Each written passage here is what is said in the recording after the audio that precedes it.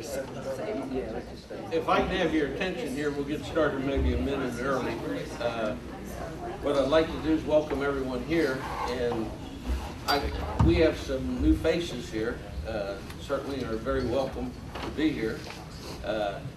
And we debated a little bit about whether everybody should introduce themselves, but I think it's important that we know who's sitting around here by name and who you're with. So if there's no objections, I'd like to go ahead and keep that into our procedures. Yep. I'm Bill Bartolo, currently the president of the county commission. Elvin Gallen, County Commission. Bobby Doyle, Mon County Commission. Renata McClure, Mon County Commission. Diane Dementi, County Commissioner. Anthony Jambroni, County Commission, Star City. I'm Jim Matuga with Interaction Media. I'm Billy Atkins. I'm on the Chamber Board. I'm Dean Kimball. I'm the president of the Morgantown Area Chamber of Commerce. I'm Dave Johnson with the City of Westover. Nancy Jameson, citizen at large from the City of Westover. Janice Goodwin, City of Westover Council. George Andrews, president of Main Street, Morgantown. Terry Cutright with Main Street, Morgantown. Bill Kowecki, City Council, Morgantown. Patty Lewis, Mayor from the Town of Granville. Mary Beth Renner, Council, Town of Granville. Barbara Evans Fleischauer, House of Delegates. Evan Dove, West Virginia University SGA. Vic Riggs, Head Coach WVU Swimming and Diving. Ball Music Council member representing Al Sharp tonight, our mayor. Ron Justice, State Government Relations at WVU. Frank Devine, Superintendent, Monongalia County Schools. Ron Lytle, Board of Education. Barbara Parsons, President, Board of Education. Mike Fike, Morgantown City Council. Marty Schamberger, Deputy Mayor of Morgantown. Nancy Gans, Morgantown City Council. Tom Bloom, County Commissioner. How about those sitting back there? In the back row. In the back row. I'm Judy Record. I'm with Record & Associates, and I'm a contractor with the Mon County Board of Education. Oh, sorry, Al O'Connor with WVU Hockey. Kelly Nix with WVU Community Development Extension Service. Ryan Wilson with Morgantown Hockey Association. Bill Austin, Morgantown Monongalia MPO. Okay, thank you. We got one more in the back. Melissa Birch with Bed Park. Okay. Sitting back is the person that gives us our snacks here for the evening, Debbie.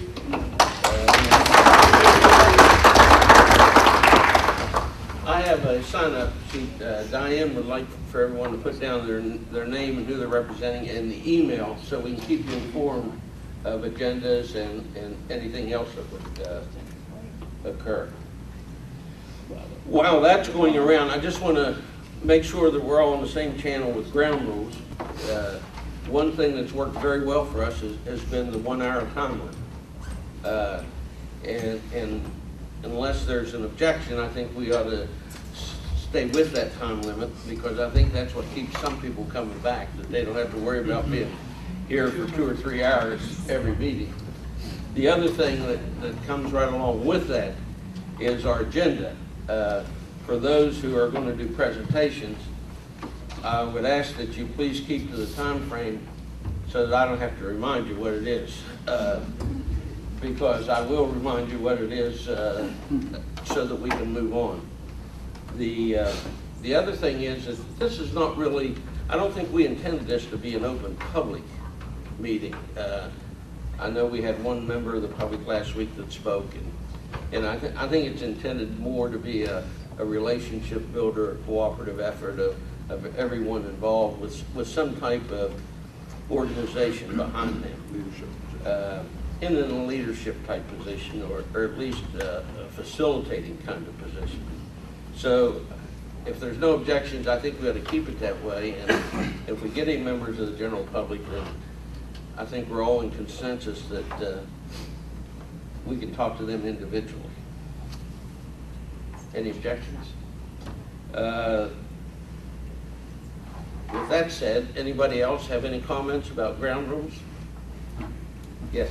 I think you might want to be careful about not including the public, but I haven't really thought through that. I mean, I think it. Well, because this is basically the concept was an intergovernmental meeting. So it's actually a working session of these people. And then afterwards, we could talk to the public anytime. But that's why we're also taping it, so that the public could see it. But that way we can keep to the line of the 1 hour, and discussions would be from everyone in this group. You're just saying that the public's allowed, but that you won't be soliciting input from the public. Correct, Okay. during this 1 hour time. All right. That's correct. Okay, sorry. Our position, Barbara, has always been, if someone has a burning desire, they just can't help it, but they got to make us stay here another 5 minutes to listen to them, we will stay here another 5 minutes to listen to them. But after that, we don't know. I would understand The that. one, the one thing that needs reinforced is, this is our meeting. This is not the commission's meeting. I mean, we play a role here to hopefully facilitate it, but this is our meeting, and the ground rules are up to us. And that's why I shared it. If there's no objections, then we agree on it, that's what we'll do. Yes. Also, if somebody wants to be on the agenda, they can request to be on the agenda. They That can call doesn't mean that they Diane. automatically get to be on the agenda, but that someone from the public who had a burning issue could ask to be on the agenda. They could call Diane, sure. Or they can call any of the city people, because the city people also talk to Diane and help set the agenda.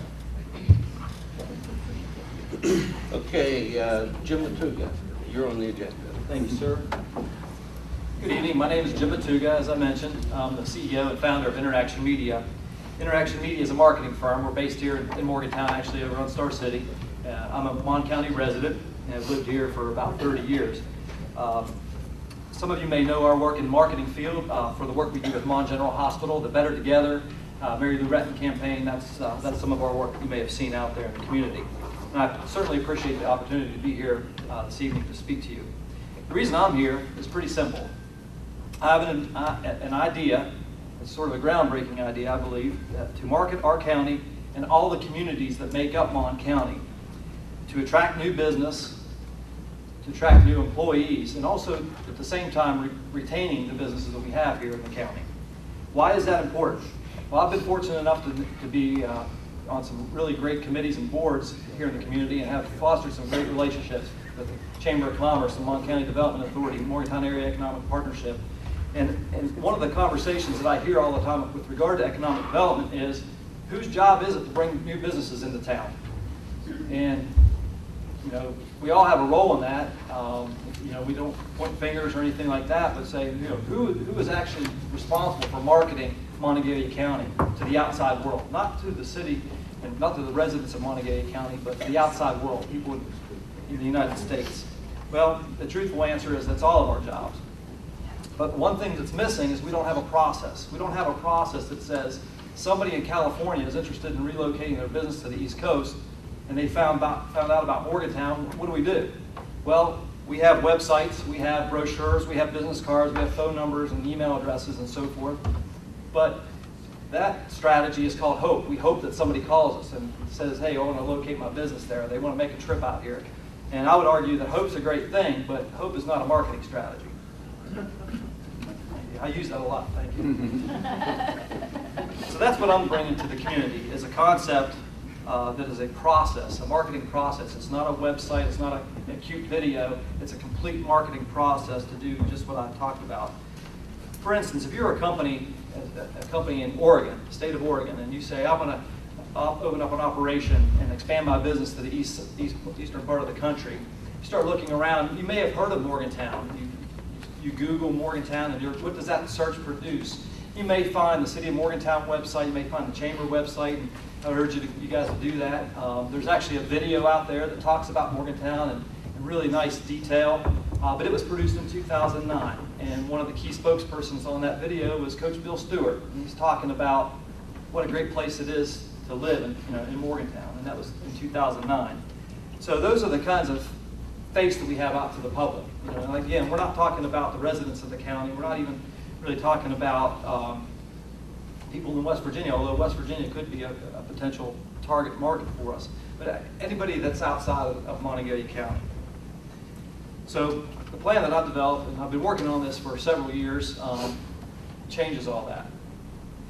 So the first idea is that we will look at some target audiences, like I said, companies that may be looking to start operations.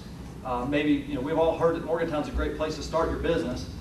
and we try to exploit that that fact sometimes with some of the things that we do.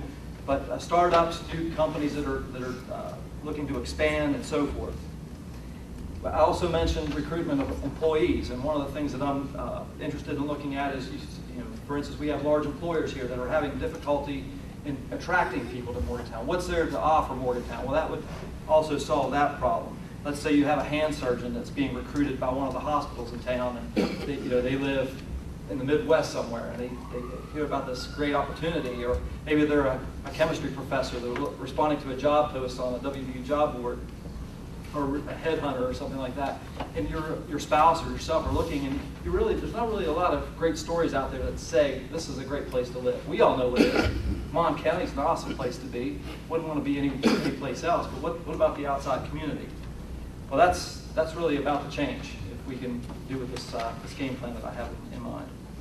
A few weeks ago, I interviewed Gordon Gee for a film we did for the Chamber annual dinner, and he told me something that I thought was really interesting. I've heard him say it several times.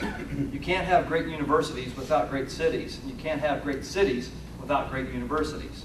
As a marketer, I would also argue that you can't have both unless you tell people about it. If you have your light under a bushel, nobody sees it, well, what good is it? Well, that's what I'm all about. And marketing today is more about not just having a catchy slogan and a fancy video. It's about processes. It's about telling great stories to people out there in the communities that don't know about us, the constituencies, the target audience.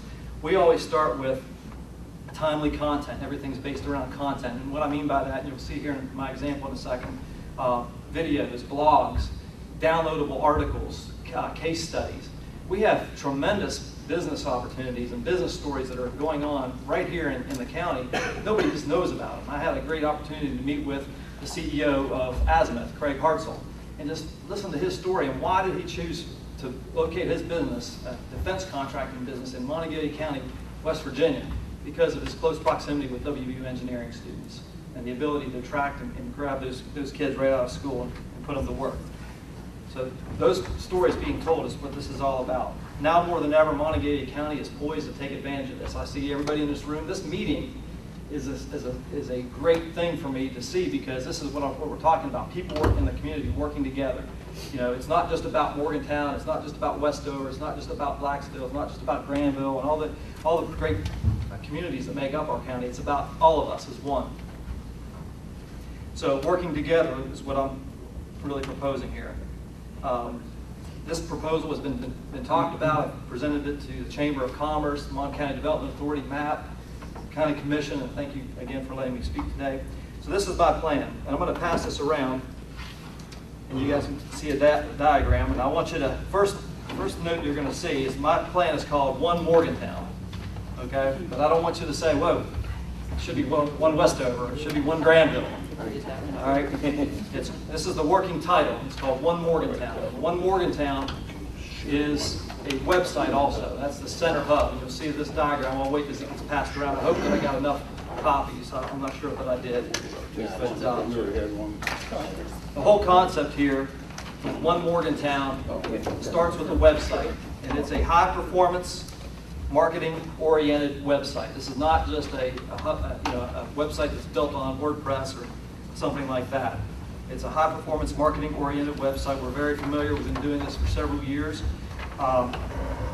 We use defined target audience persona. So I don't want to get too technical because I don't want to get lost in the details, but I want everybody to understand how this works.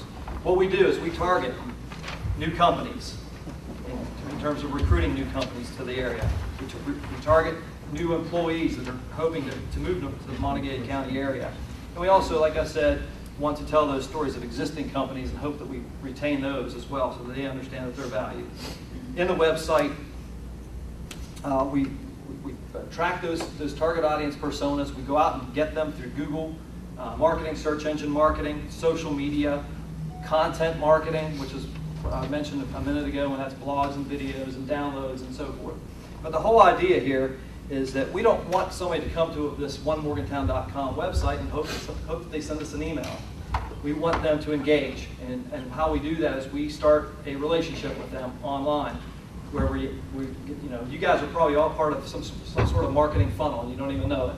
But if you get an email from a company that a brand that you're fond of, chances are they're doing these same tactics. So the whole idea is that we engage, we get names, first and last names, titles, company names. And this happens over a course of several weeks.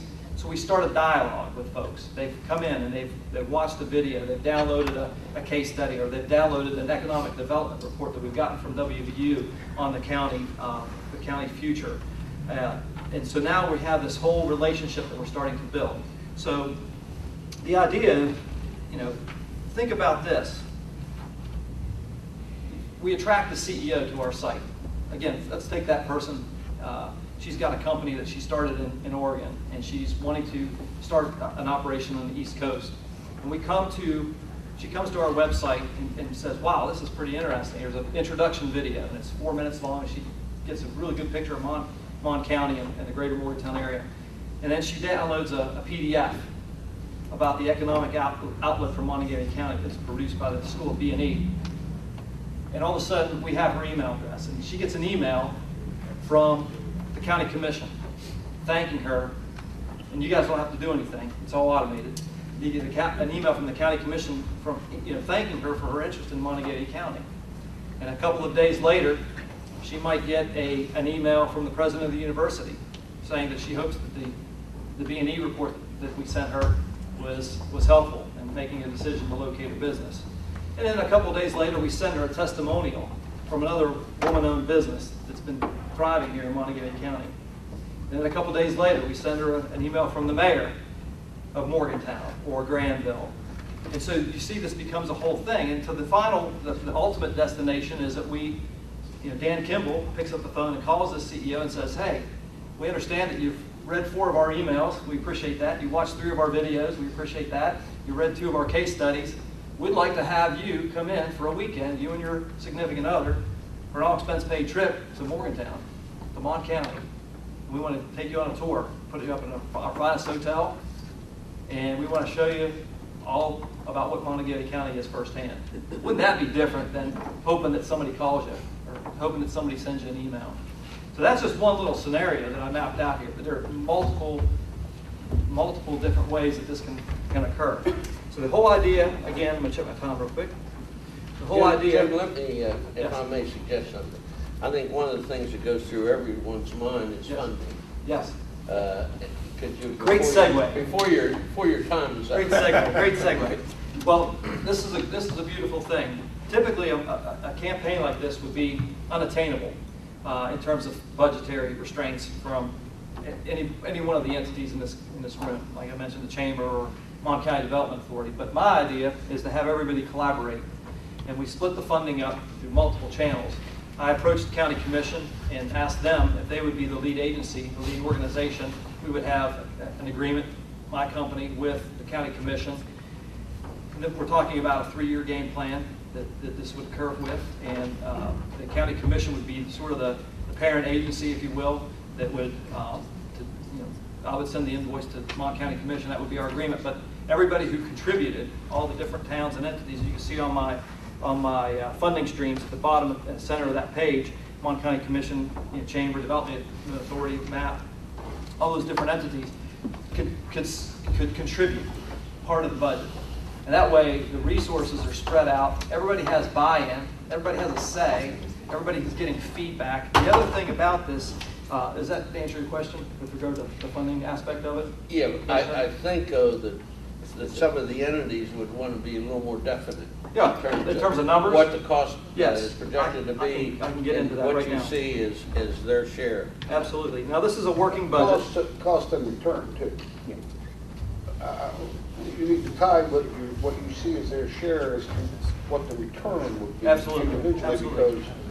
Because, if I'm in Star City and you expect me to pay $5,000, I don't care what it is. Yeah. I want $5,000 return back to absolutely, my account. absolutely. Well, first of all, with regard to the content and tie-in, when you're participating, when you get on board with the program, you have a seat at the table.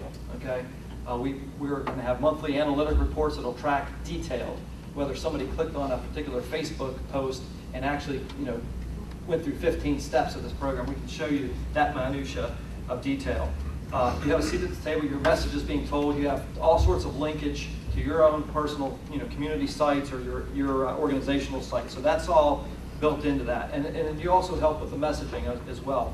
And I envision at first, especially the first year, monthly meetings, and then quarterly probably after that as we need to go that direction. But the total cost of the program is $8,250 per month. That works out to $99,000 annually.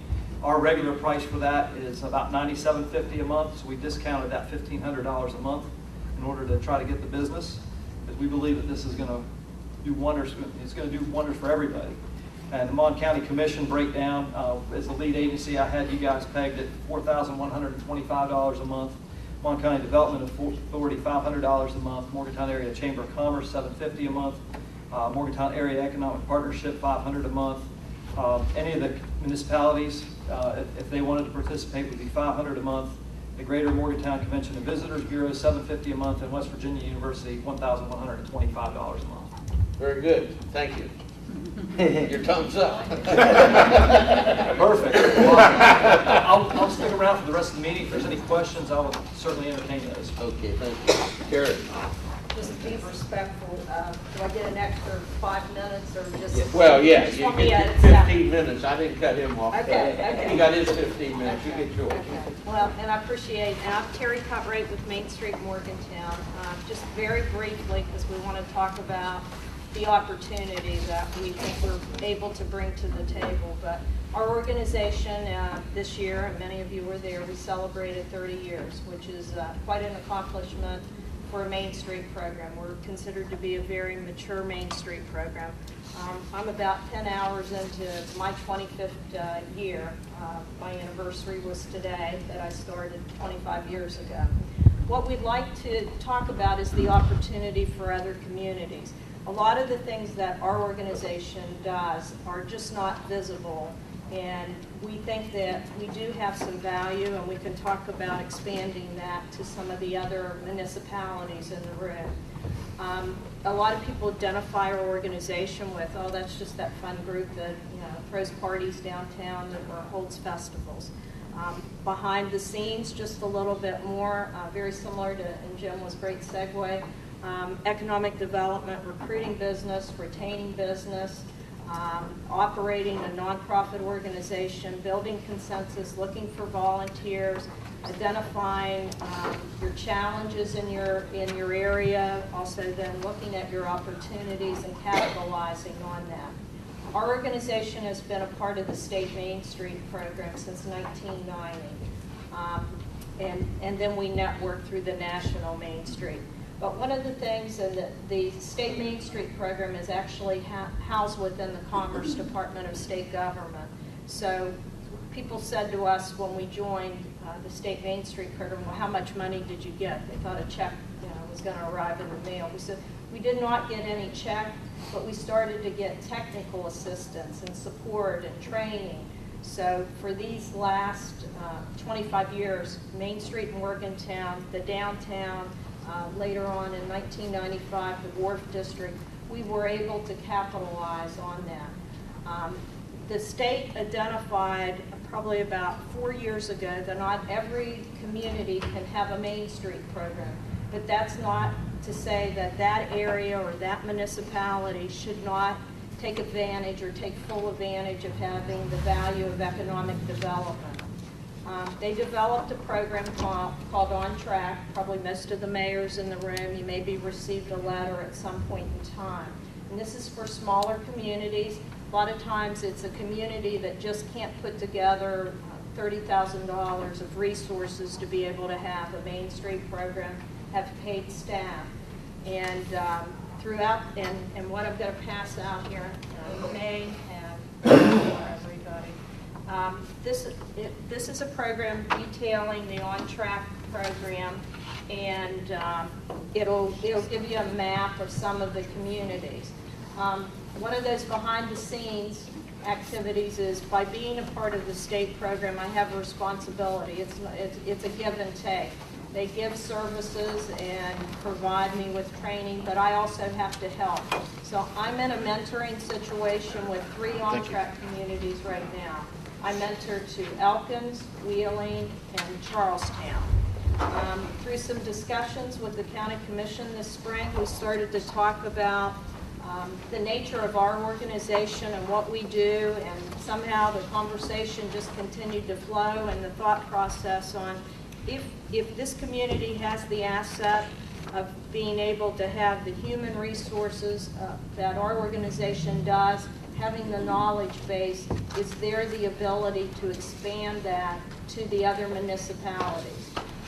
We see the value of it from our organization, that not only is it important for us that downtown Morgantown, the Worth District, be strong economic areas, but there is value because every time somebody comes to Morgantown, they either drive through Westover, or they drive through Star City, or they drive through Granville. So we see, and just seeing the collaboration in this room, we see the value of a whole strengthened county. So what we have been discussing, it's very much in, it's very much being put together, but we see an opportunity to be able to involve our expertise in some of your communities.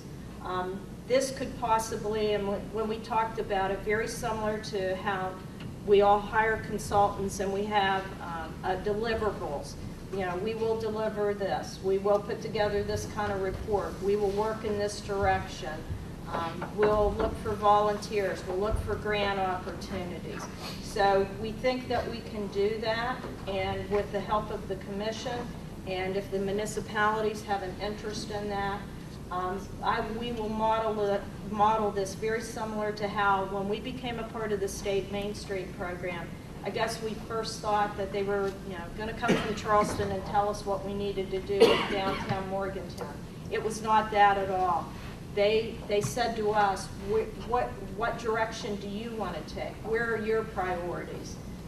For example, at that point in time, one of our priorities was a Met Theater, so they brought a theater consultant in because we told them it was important to us that we open this theater up and it become this community treasure. So very similar, we would do the same thing in your communities. Identify what are your priorities. Is it business recruitment? Is it looking at riverfront development? Is it working through some of your traffic challenges? But helping build that consensus. And I just know from working with the city of Morgantown, and we know most of your municipalities are just very limited in staff and possibly limited in these areas of expertise. So that's the proposal and the opportunity. And like I said, it's still very open for discussion, and appreciate the time. Thank you. I think she needs to also, maybe George can address this, we talked about funding this too. Everything costs, so you need to go ahead and address funding. That's all right. Yeah, well, I think that's important. It's not just important, it's critical. Right. Yeah, what we discussed was if the county wanted to partner in that, since our footprint is basically in the city of Morgantown, and kind of picture this as kind of a consultancy type of a relationship. What we talked about was if the county wanted to make that available to some of the other communities and stuff, what we would do, part of our plan this year is to increase our professional staff. What we would do is we would make this type of information and this type of consultancy available to the surrounding communities that were involved or that were interested within the county, and that the county would defer the cost of that. So not completely, but if like if Westover or Star City or Granville came and said, hey, this is what we're doing, this is where we want to go, this is kind of the direction that we're looking at, we've got some money to put out to it, then in our discussions with the county brought to the table that they would consider matching that money so that it was a 50-50. That way kind of everybody has some We're skin in looking the at a game. max of $25,000 because 5 communities, $5,000. Right. And we would match. Yeah, which was we thought a very innovative solution to smaller communities that maybe want the opportunity to grow out of a certain area and maybe don't just know how to do it yet. So if there's any questions, I'd be happy to answer them, or certainly Terry would. Thank you. Yeah, you have a few minutes if there's any questions. We're concise people, we get it done. I can see that. You definitely. You stop reading this. How much time do they have left? We'll add it to the You want next. to take it, Dan? Go down, I'll give it to Jim.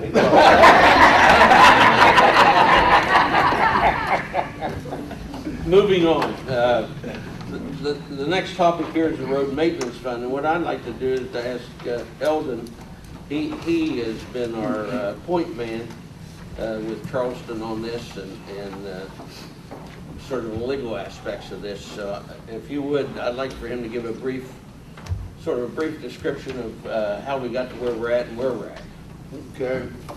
I won't give the long version because I've offered to all the mayors if they want me to come and give and I need to talk to the school board. I haven't got a chance to talk to Frank yet, but to come and present to your entire group, I will be happy to do that. All you have to do is let me know. So I won't give you all the particulars, but to give you the overview. And one of the important things about the school board is that I also need to get with your transportation people, because the two key entities that I believe is going to help us select the roads that we really, I would love to do them all, but we got to set a priority. And is Mecca, I've already talked about it, the emergency people and the school bus drivers. They know the roads better than anyone. So that's, I want to talk to you more about that, Frank, when I get a chance. But I apologize I haven't been getting to you, but I have to keep going to Charleston for some reason. There's always another issue. But to get to the point, basically, this is a road repair fund. This is to take care of the potholes, to deal with the drastic damage to our roads that's been suffered because of this bad winter. The state has recognized the challenge that they're facing, and they put in extra money. Even with that, and I've had a number of discussions with the DOH. Matter of fact, they were in for all of us, the commission here last week. But in Charleston, and gone over their maps, and I met with them a number of times, and their procedures and their budgets and setting their priorities, and the money is not going to be there to do it all. You're going to be able to get some of your line roads, and again, I'm not going to try to go into the details. I'm not going to tell you what a square road means or what a triangle road means or what, because that gets into too much detail, but I've learned a lot of that stuff. So the fund, when I presented this to Jason Pizzatella at the governor's office, he said he had already talked to the governor and he was very excited about it. And he subsequently, after we had our meeting, said that they were very, very excited about looking at this as a pilot project, not only for emergency repairs like this, but an ongoing relationship with the local government entities. We are not going to get in the road repair business. The county is not going to be building roads, and we are not going to be repairing roads. What we are going to do is provide a funding mechanism that we can maximize dollars to repair roads. The governor's office and Secretary Maddox said they will match dollar for dollar any money that's put into this fund. I presented to Taylor County commissioners. I've also had Marion County and Preston County commissioners. I presented to both of them.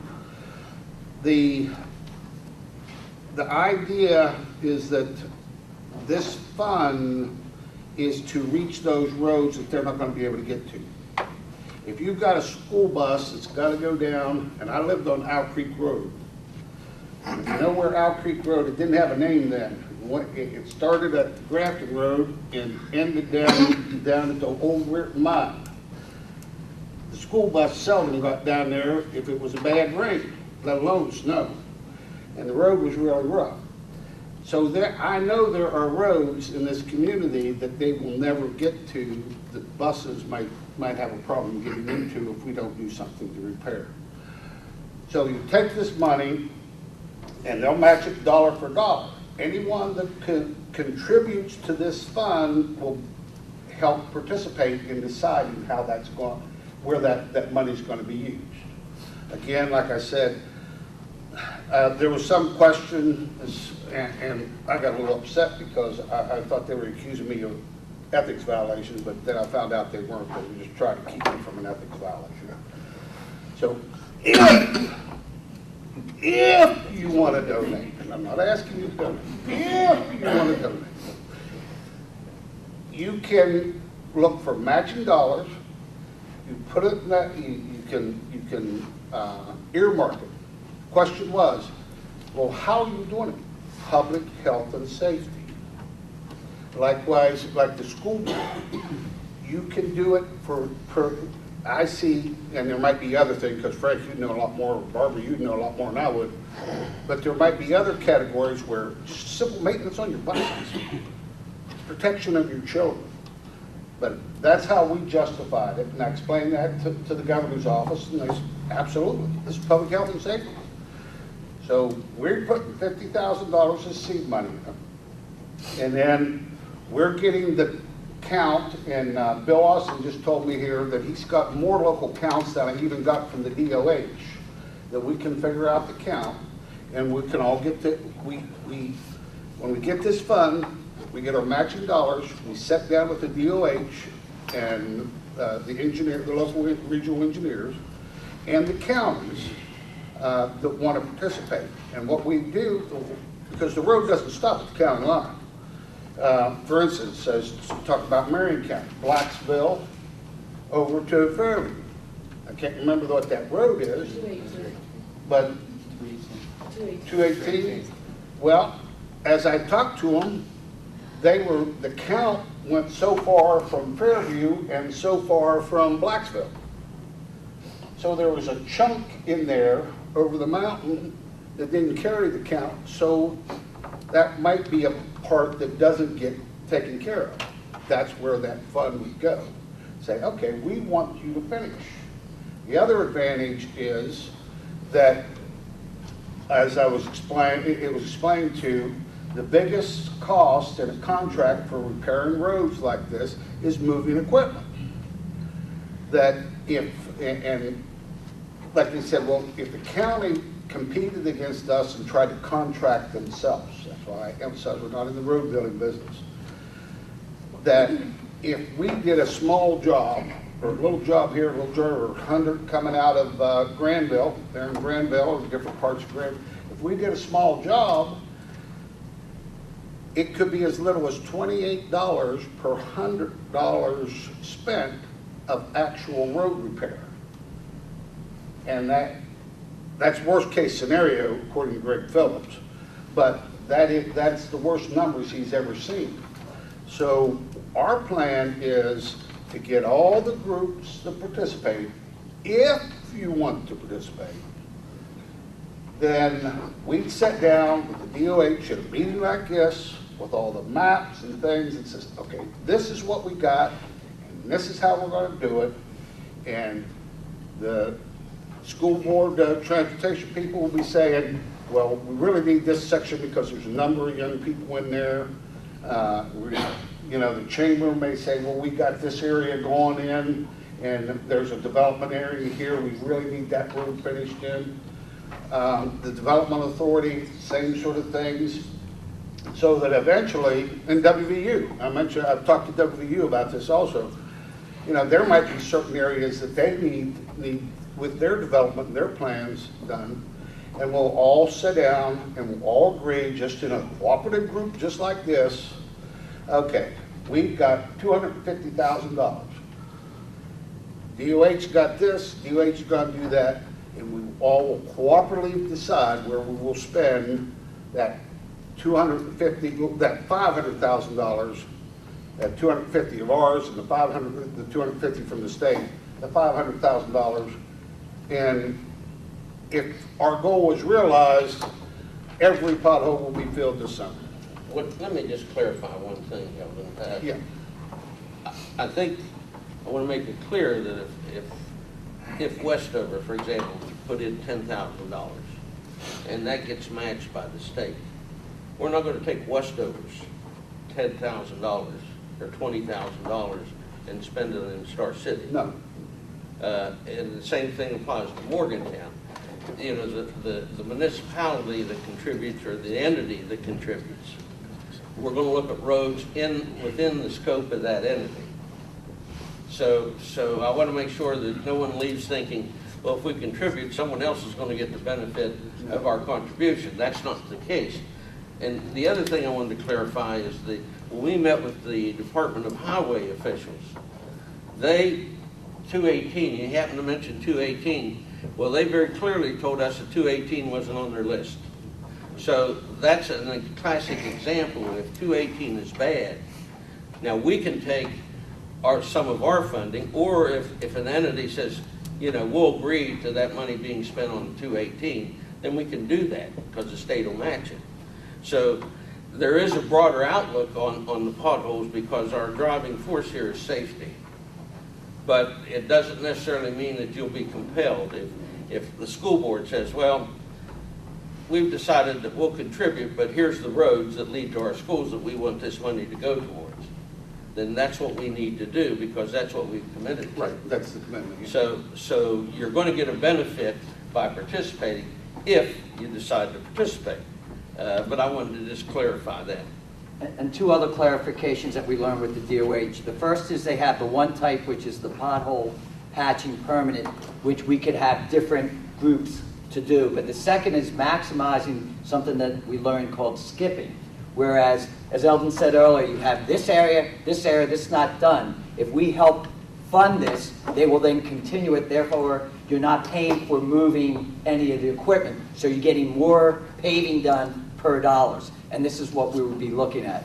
The other thing that the DOH said they would consider doing for the first time is once we get these roads, they would allow us to announce, say, this month, here's a list of roads to be aware that they're going to be working on. Not only, and what would be great about that is all of us in here, you know, get yelled at for you're not doing anything. And it'd be great for them to say, hey, look, my road this month, at least they're going to come by and patch up Route 73. And that way it helps all of us, you know, and hopefully helps the people want to contribute because when they think money is taken from here and going to Charleston, they're a lot more leery to give it up than if they can see the roads being paved. So that's why we're trying to do this and work together. I mean, it's a pilot project, but they want to do it, and it's so that they're willing to support it so much that it's 2 for 1, that they're willing to match it. And that's why they want it to be successful. And you brought up that important point that I missed.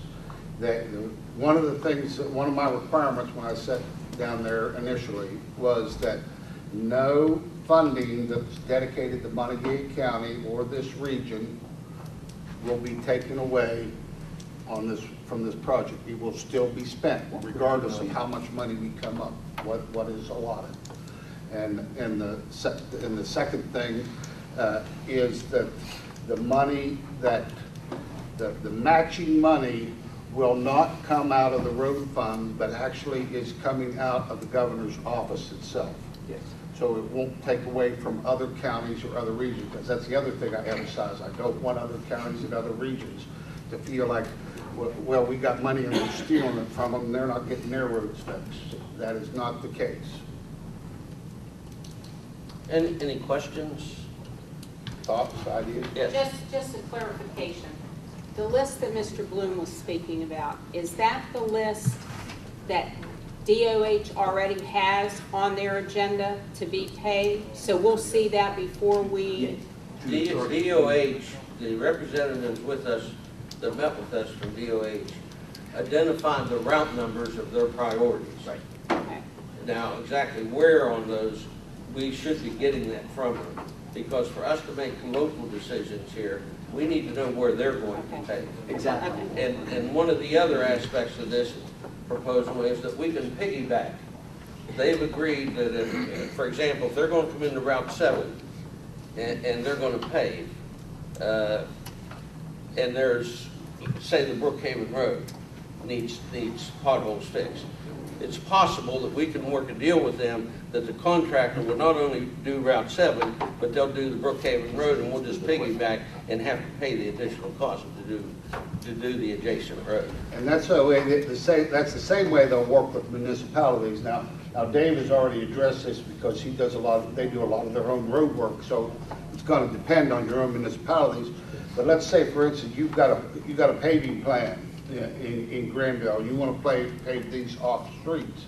If they're going to do a contract and you participate in this, when you sit down with them, you can say, well, if you're going to do this contract, can you include these city roads?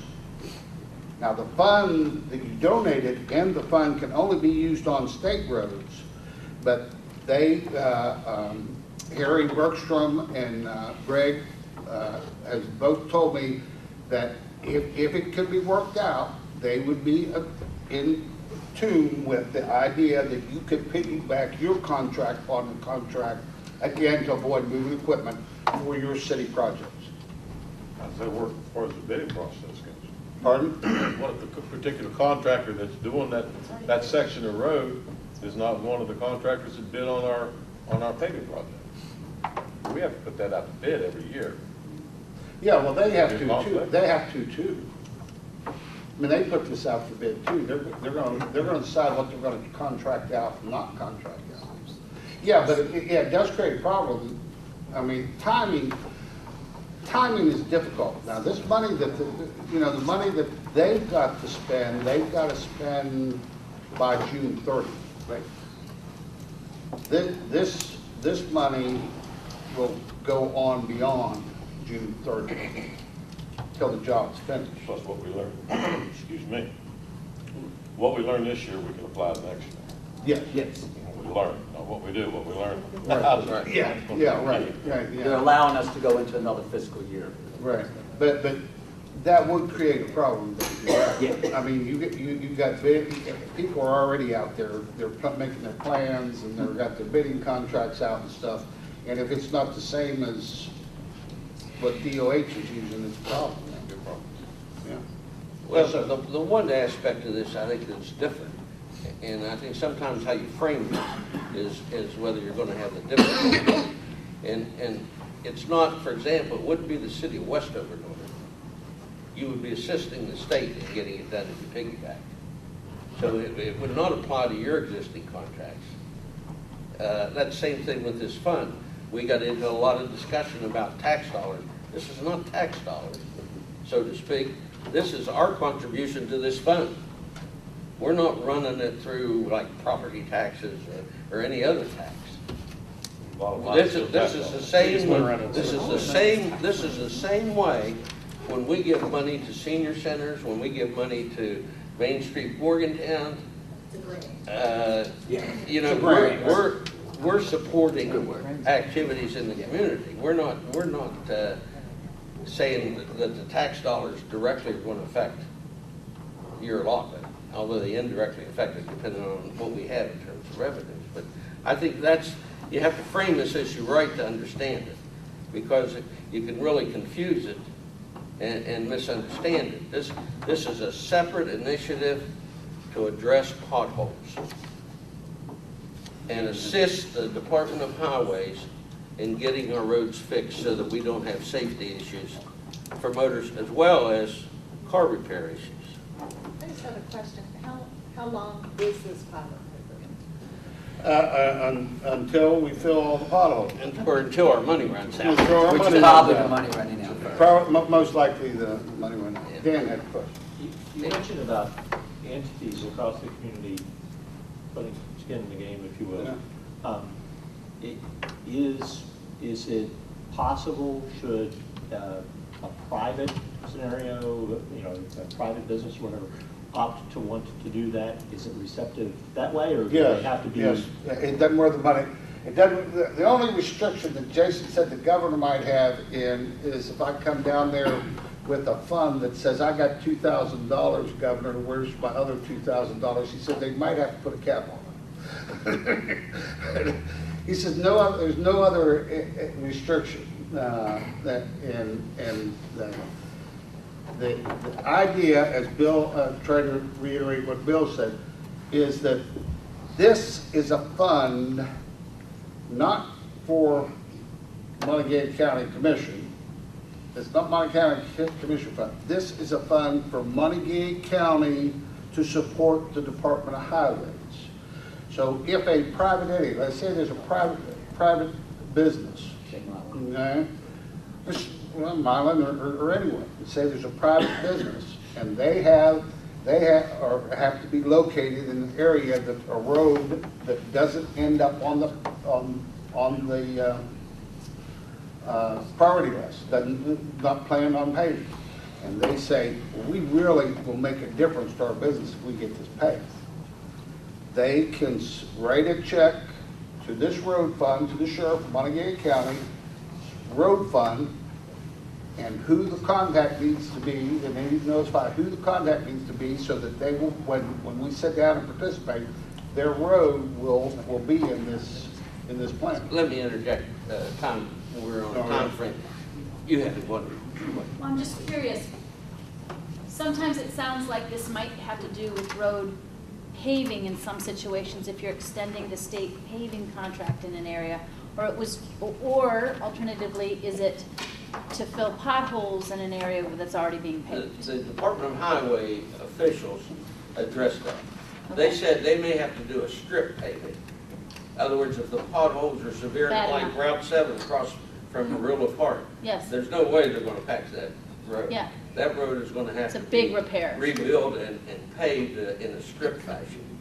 Okay. But yes, they will distinguish between that. And so when might we all know what the state paving plan is to know whether we might want to participate? Probably within a week. We've got a week to 10 days.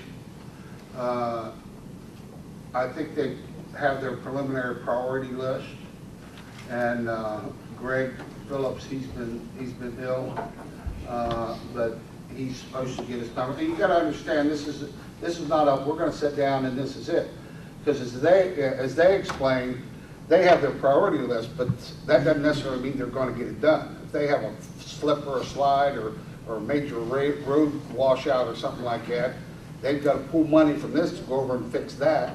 So it's a constant changing thing. So it becomes an ongoing relationship thing. But they do know what they're not going to do. They do know what they're not going to do right now. Let me again interject.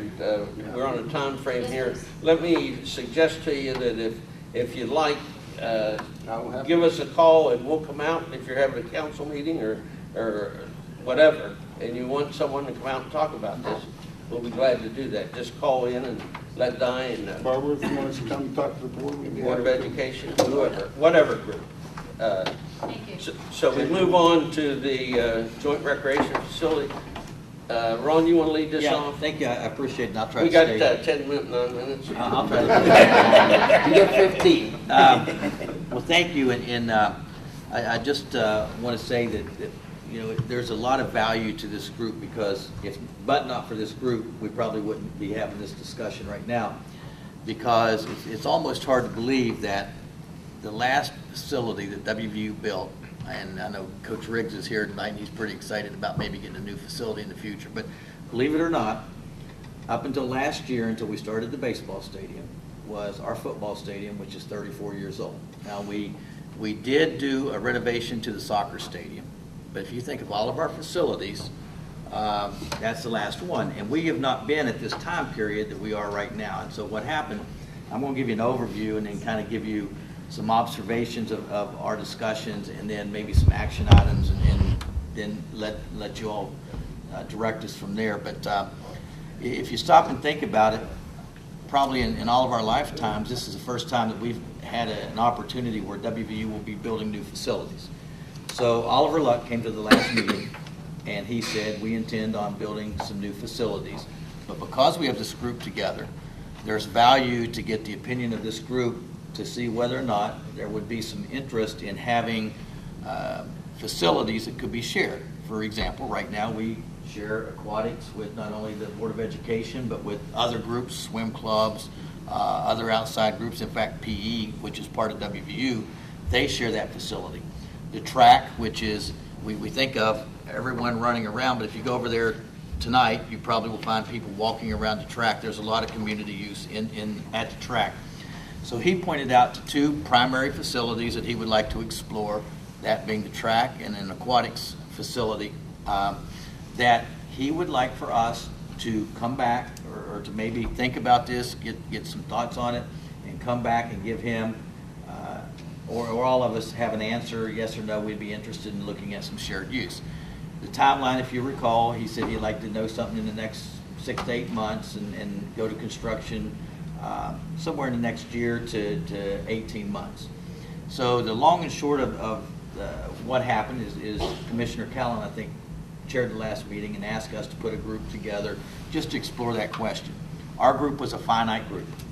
It's not a long-term group, it was a finite group, and I'm happy to report that we all got in a room at least a couple times together, and all of us came out standing and had some really good ideas and a lot of good comments generated. But really, at the end of tonight, the goal was to come back and report to this group what we thought we should do for the future. So these aren't my words, these are words of the committee, and I've shared them with a lot of people, and if anyone wants to add to this, they're more than welcome to do so.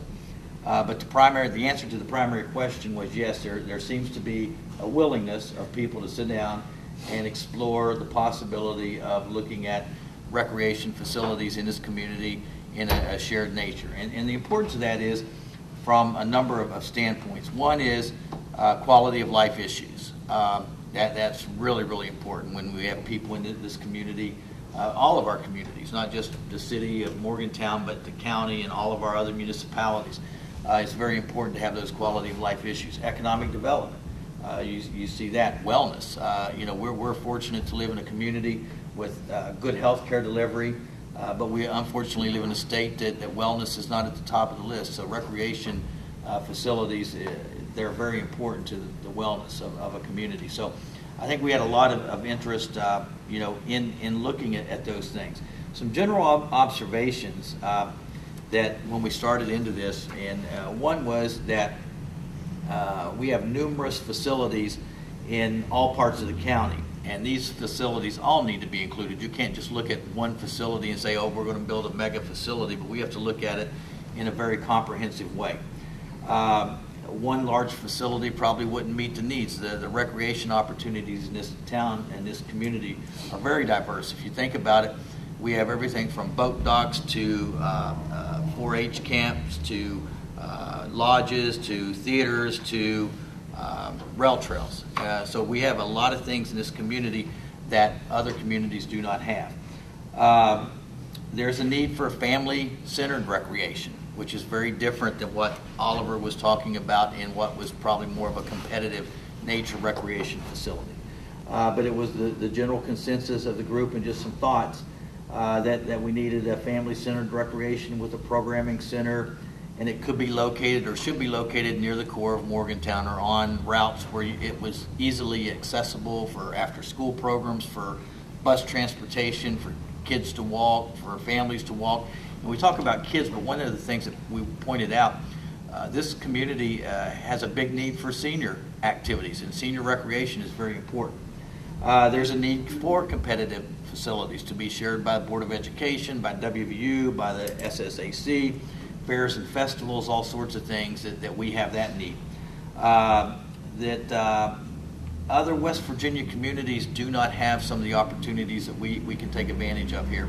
For example, we have TIF districts both in the county, in Star City, in the city of Morgantown, that if some of those could be expanded, there's potential revenue dollars in the future for recreation facilities.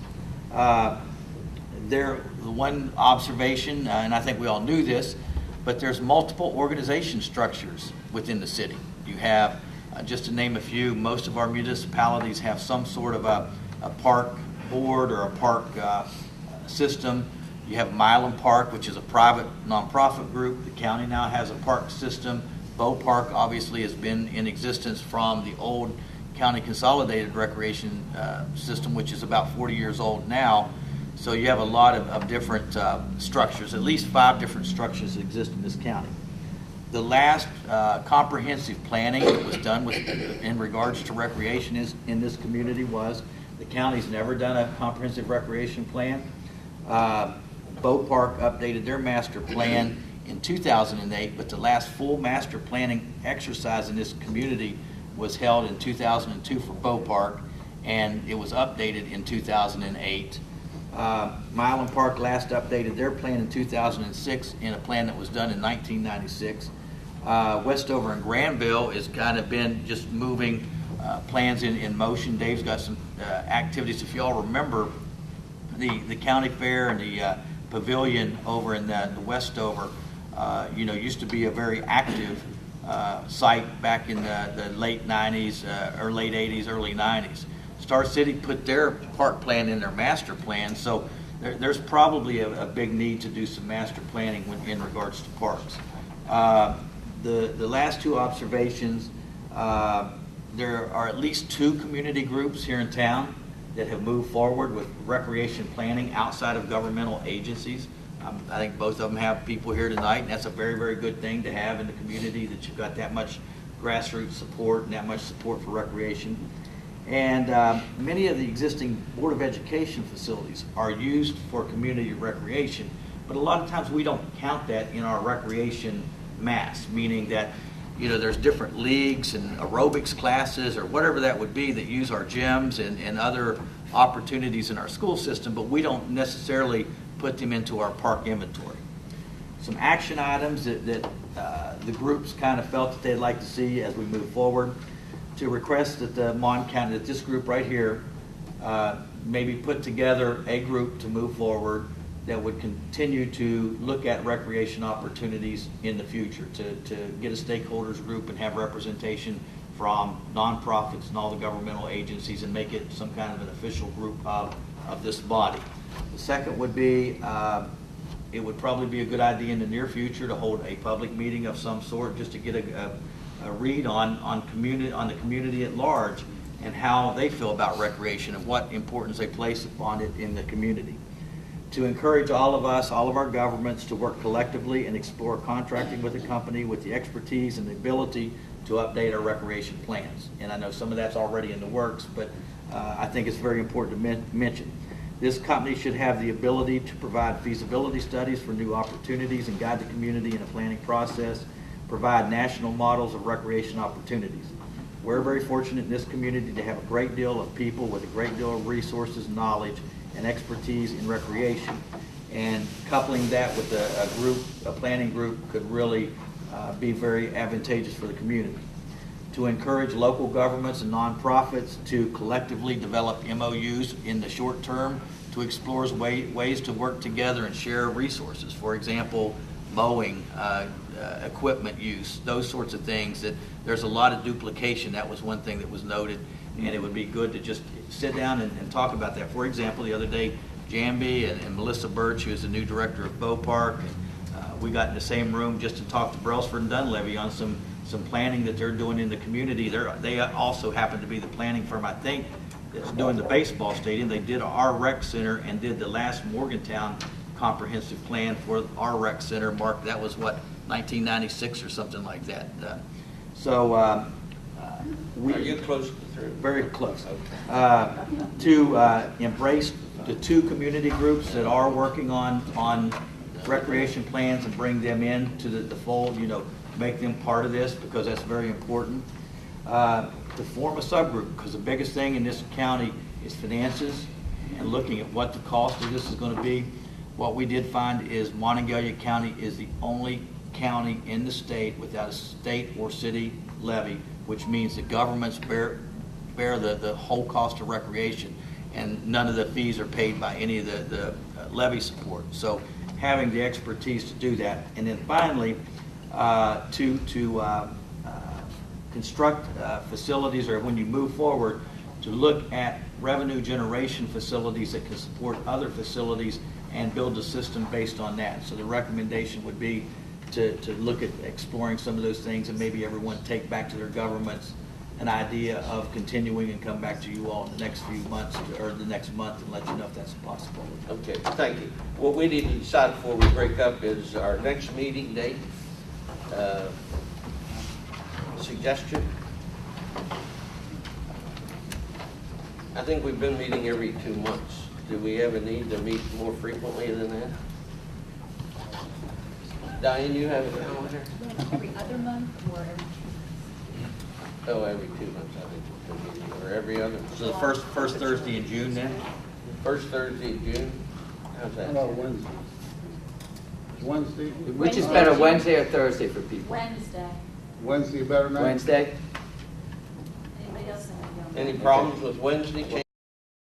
First Okay, Wednesday? Wednesday in June. Wednesday, June 4th? Wednesday, June 4th, next meeting. Any agenda items that you want to bring up tonight for our next meeting? Or you can send an email to Diane and it'll be put on there. I would suggest that we put this recreation facility on our next agenda. We should have additional information. And Terry Howe's, the committee, there's committee reports here, you're welcome to get them, just a synopsis. And she prepared a matrix of all of our facilities that we need to add to it, and it was just a good overview. Maybe I'll make a suggestion that this same presentation probably needs to be given to each one of the towns, because as we talked in that if everyone doesn't participate, then it falls apart. We need to have one more thing that many people do not realize. One of the concepts, real quickly, is if WVU wants to move real quickly on this natatorium, and if by chance we were to put it in a TIF district, and then the county or whatever group would run it, then WVU would consider putting in that $8 or $10 million instead of to that natatorium to us to build other facilities. So that's why there's a time sequence we're looking at. I think that needs to be said. I think revenue generation of facilities is very important. Yes. Okay, I really want to thank everyone for coming out this evening. Before we do, just to follow up on this quickly. There's a report out there, there's information out there. Can we get it either on an email as a PDF to us, or can you put it up on your website so it's available? And I'll give you a copy of what I went over tonight. I've got a copy of that for you. I think Could we send that to everybody Yeah. from Sure. the list? Yeah. Get it to Diane and she can get it to Yeah, I'll get it to everyone. We also have Braille's and Dun, Brownsburg and we can hand some of these out. That's a report he referred to. Yes. If one per city could take it from there, and then. I think that's a nice question. Is there anyone that really just has to say something else? I'm glad you don't. So the meeting's over. I always like to do that.